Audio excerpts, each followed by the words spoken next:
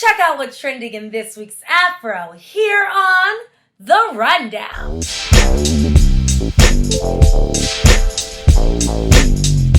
Welcome to The Rundown, sponsored by Be Inspired Global Media. I'm your host, Micha Green, and here are this week's trending stories. First of all, I'm sure you noticed our location is a tad different this week, and that's because I'm filming from my home office.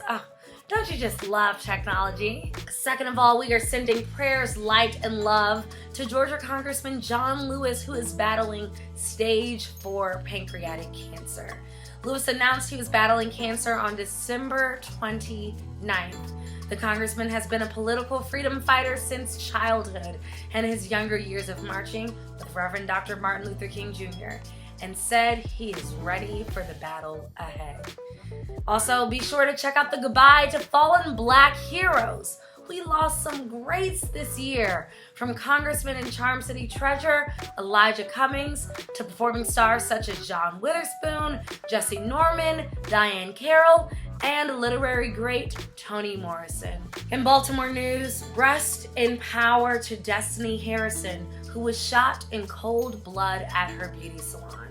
She did all the right things, told the authorities she feared for her life, and still, the young entrepreneur is no longer with us due to senseless violence. The 21-year-old, who was also a new mother, was laid to rest on December 28th.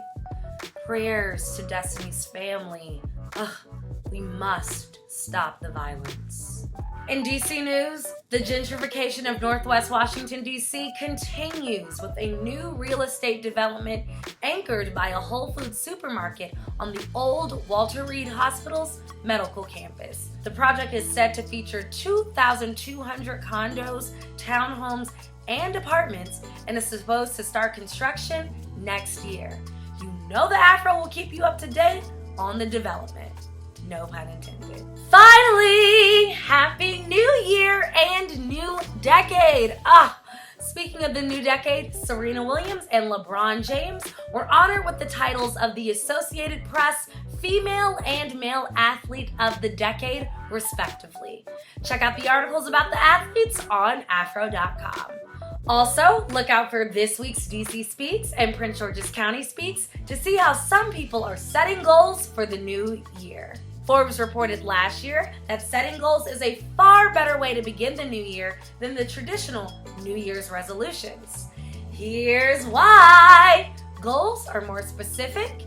On the other hand, people tend to drop their New Year's resolutions, with only 8% of the people actually committing to their resolution. So, set a goal and have a happy new year from our Afro family to yours. Go to afro.com to find out where you can get your copy of the Afro, or just subscribe to the website for instant access. And don't forget to like and share this video and subscribe to the Be Inspired Global Media YouTube channel for more content sponsored by the Afro. I'm your host, Micha Green, and make sure you tune into next week's edition of The Rundown.